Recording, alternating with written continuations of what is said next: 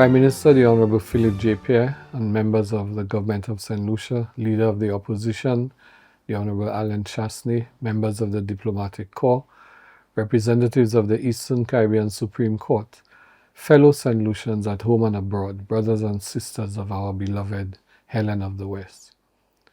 On behalf of the Organization of Eastern Caribbean States, I extend heartfelt congratulations to the government and people of St. Lucia on the celebration of our 47th anniversary of independence. 47 years ago, on February 22, 1979, our nation stepped into history with courage and conviction. We did not inherit abundance, we inherited responsibility. We inherited vulnerability, but we also inherited vision. This year's theme, Duva Ensemble, Forward Together, Nourishing Our People, Strengthening Our Nation, is both timely and profound. It reminds us that independence is not merely a date on the calendar, it is a daily discipline.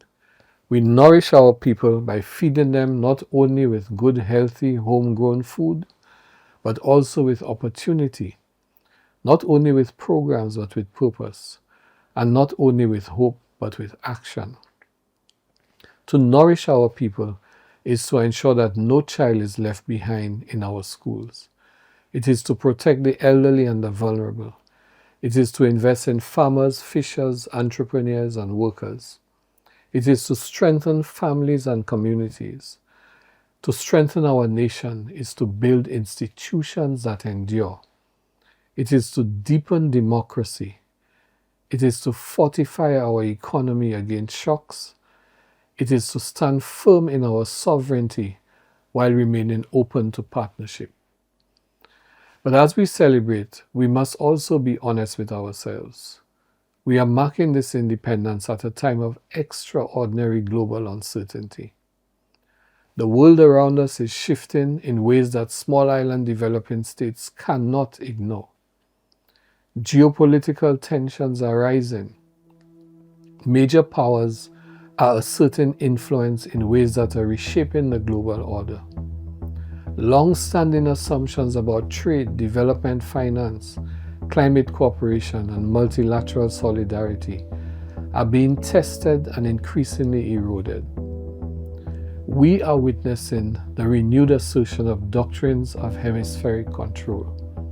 The language of spheres of influence is returning to international discourse. For countries like ours, small in size but large in dignity, this has real implications. For decades, the Caribbean has proudly described itself as a zone of peace. We have stood as a region that resolves differences through dialogue, not domination. We have maintained a posture rooted in the wisdom of our founding fathers, people like Sir John Compton and Sir Arthur Lewis, alongside Caribbean greats like the Right Honourable Errol Barrow, Dr. Eric Williams, the Honourable Forbes Burnham, who insisted that we must be, quote, friends of all and satellites of none. That principle was not rhetorical flourish, but strategic foresight through eyes wide open to the realities of a multipolar world. Today, that principle faces its sternest test. When major powers compete, small states feel the pressure. When global rules are rewritten, we must adapt quickly or be sidelined. When climate commitments are weakened, it is our coastlines, our homes, and our livelihoods that are exposed. Let us speak plainly.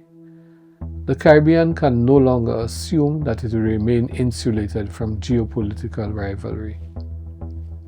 We can no longer rely on predictable development assistance. We can no longer take for granted the stability of global trade and supply chains.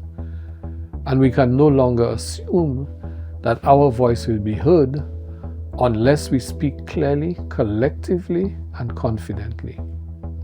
And we can no longer assume, as Professor Robinson of UWI warned, that anyone is coming to save us. Now, this is not cause for despair. It is a call for maturity and focus. Because independence is not only about freedom from colonial rule, it is about the capacity to navigate a complex world with strategic balance. It is about the resilience to withstand pressure. It is about the coherence to act as one nation and through CARICOM and the OECS as one region. If Devant Ensemble means anything in 2026, it must mean national consensus on the fundamentals. Consensus that our sovereignty is non-negotiable. Consensus that our democracy must be safeguarded. Consensus that our development must be inclusive.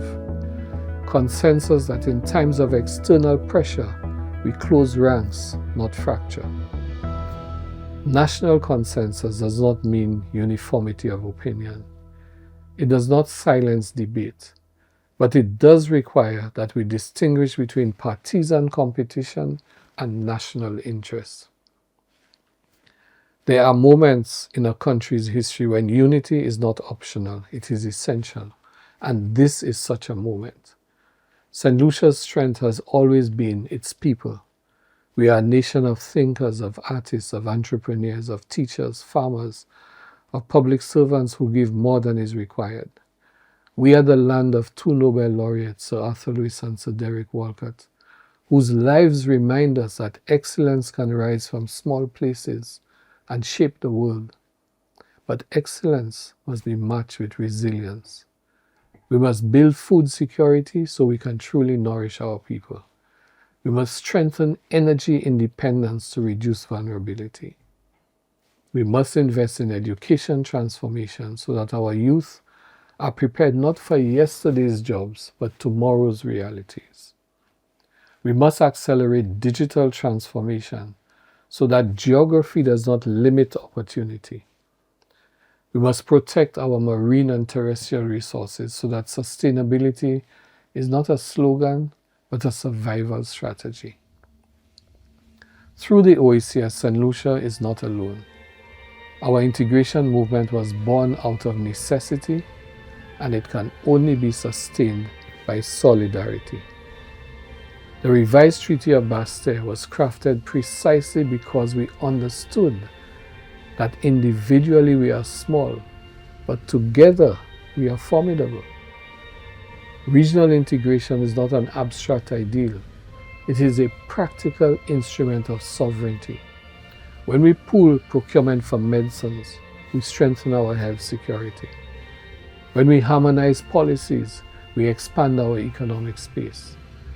When we speak with one voice internationally, we amplify our influence. In a world of shifting alliances and strategic competition, our regional unity is our shield. And yet, regional unity begins at home. A divided St. Lucia weakens the OECS. A polarized society diminishes our collective capacity. A fragmented political culture distracts us from the real work of nation building. Devant Ensemble must therefore be more than a theme. It must be a national ethic. Forward together in protecting our democracy. Forward together in defending our sovereignty. Forward together in demanding fairness in global climate negotiations.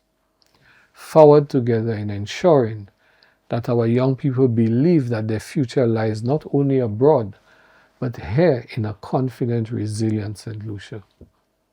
We must reclaim the discipline of strategic balance, the capacity to engage all partners without surrendering our autonomy.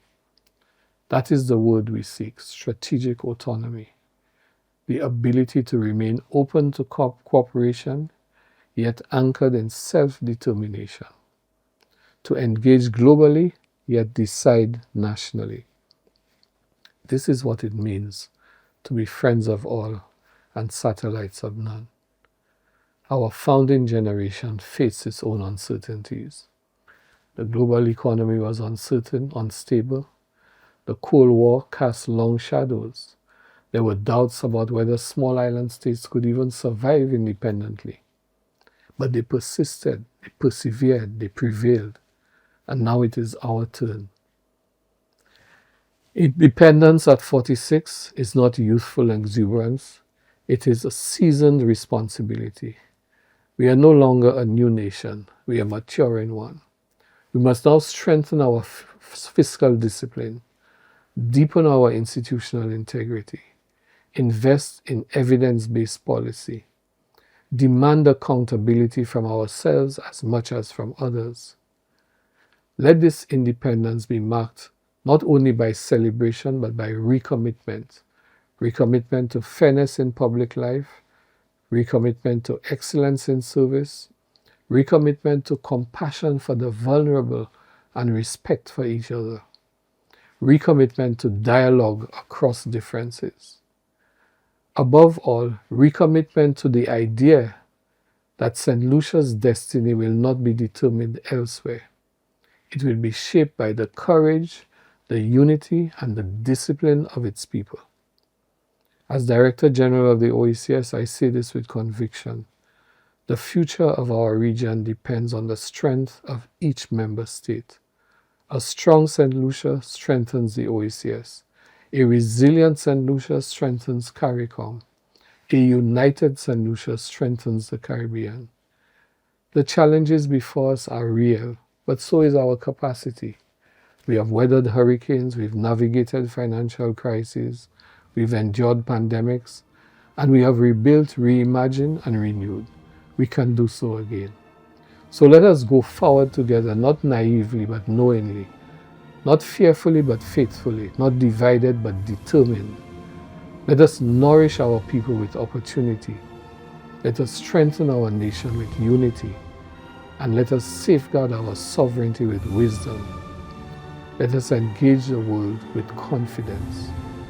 On this 47th anniversary of independence, may we find the courage to match our aspirations with action. May we honor our past by securing our future. And may St. Lucia continue to shine, not as a satellite of any power, but as a star in the Caribbean sky. Happy Independence, St. Lucia. Du vent ensemble, à la route, c'est cher.